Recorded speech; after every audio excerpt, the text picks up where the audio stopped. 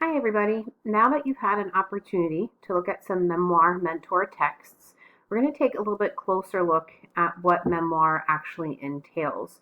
So, our unit essential question is, how do memoirs help writers make meaning of their lives? And today we're going to zero in and we're going to focus on what makes a memoir, the components of a memoir. So, as we're working through today's mini lesson, I want you to keep in mind one of those mentor texts that kind of resonated with you and it stuck with you. And if none of them did, then just choose one that you've read. And I want you to think about that as we start explaining and delving a little bit deeper today into what makes a memoir and not any other genre. So before we get started today, these are the materials you are going to need. You're going to need the note sheet that you can kind of see pictured there to the right. You're going to need a pencil to take notes. You're going to need earbuds, obviously. And then I also want you to make sure that you have your thinking cap on. That is most important in any mini lesson we do. If you don't have your brain engaged and listening, then you're going to be wasting the next few minutes of time. So rather turn that thinking cap on now so that we don't have to come back and re-listen to it all over again. So make sure that thinking cap is on and it is ready to work. So at this point, you've had the opportunity to write in a couple different genres, but memoir is not like any of those other genres that we've written about. It's not a made-up story. It's not a bed-to-bed story where we're listing all of the details of a day or even of a particular event, which means it's not a diary or a journal entry. It's not even just a description of an important, funny, sad, or meaningful event. It's so much more than those things.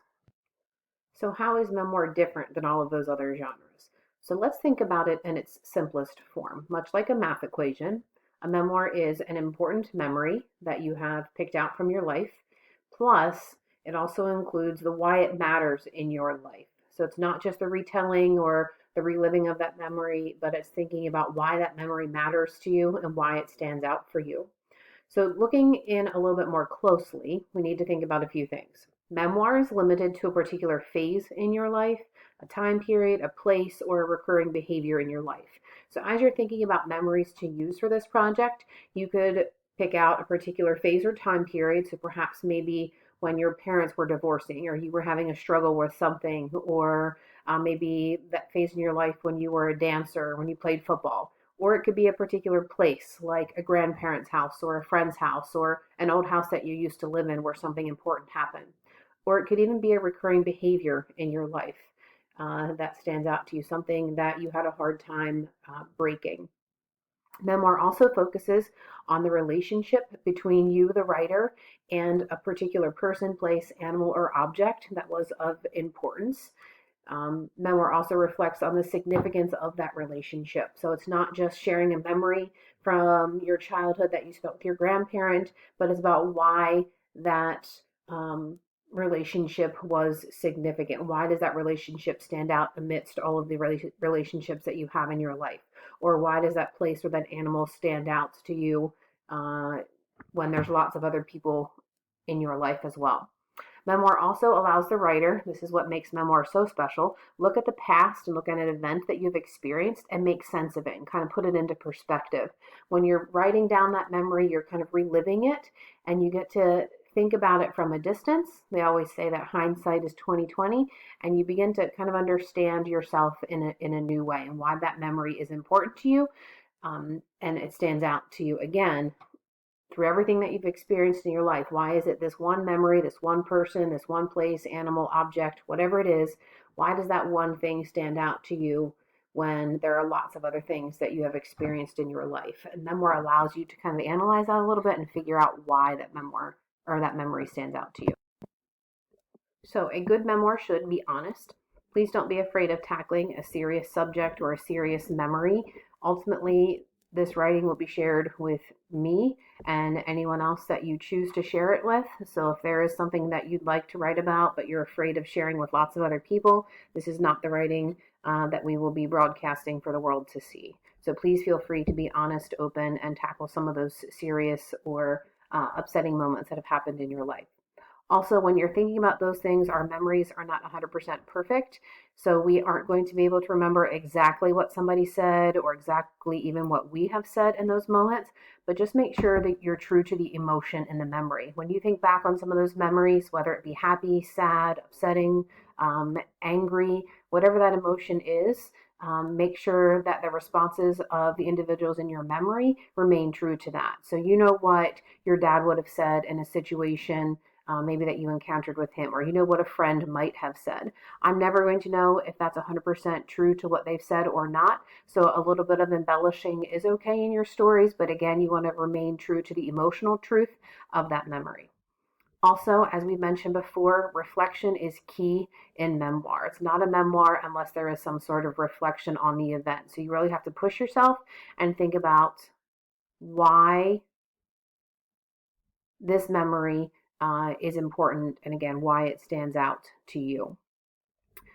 Overall, the memoir should include a balance of three things: scene, summary, and muse. Scene is that zooming in on an important event. We've talked before about exploding the moment. That scene, that kind of climax of your memory should be the one that feels like it takes forever to happen. We should know all of the little tidbits and details in there, how you're feeling, what you're thinking, all of those things. It should almost be like it's playing in slow motion. And then there's the summary portion of your memoir, which are those bits and pieces that we don't really need to know every detail for. You might be providing background information on your memory so things make important or make sense to us, like who people are, where you are, or even summarizing scenes might be like when your character's moving from one place to another. We don't need to know that you got in the car, you shut the door, you put the window down. Those kinds of scenes can be summarized. The scenes that we're zooming in on are those most important scenes of your story. And then ultimately, that muse is the reflection that you need to think about and include in your memoir, because that's what makes it important and that's what makes memoir powerful. So at this point, if you've not gotten all of the notes for your handout, please make sure that you stop, rewind, and pause to pick up any of those notes that you may have missed, so that you can adequately finish the mini lesson and understand what it is exactly that you are to be doing.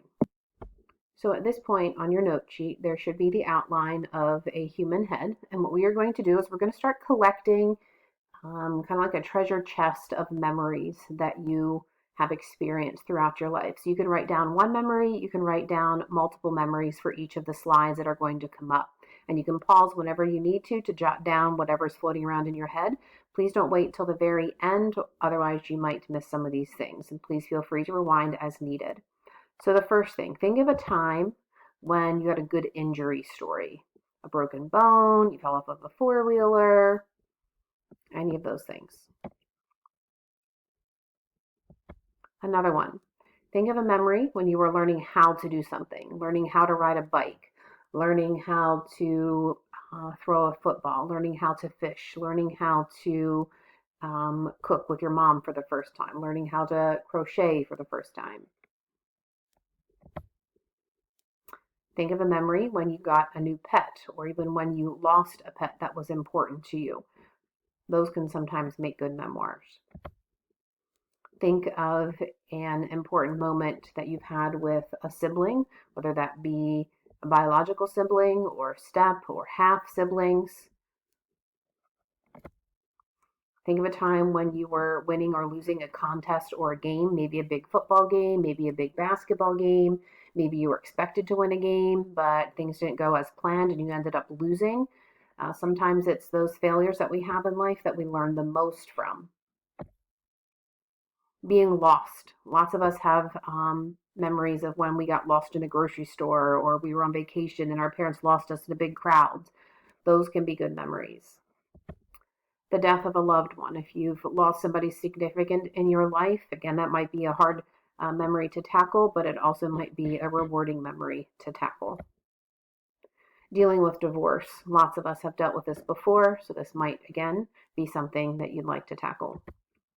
A special birthday, a holiday, or a vacation that you went on. Please remember, if you're going to do one of these, that it's not just the retelling of that memory, that there needs to be something about that memory that has changed you in one way or another. Growing up or becoming a teenager. The start or end of a friendship or some relationship that you may have had. An embarrassing moment. A life lesson learned. Again, sometimes it's the things that we fail at that we learn the most from. moving to a new school, moving to a new team, moving to a new state, falling in love, a first kiss, a first dance, a first date, a first crush, a time when you understood something new about yourself. Any memories about faith or about doubting yourself?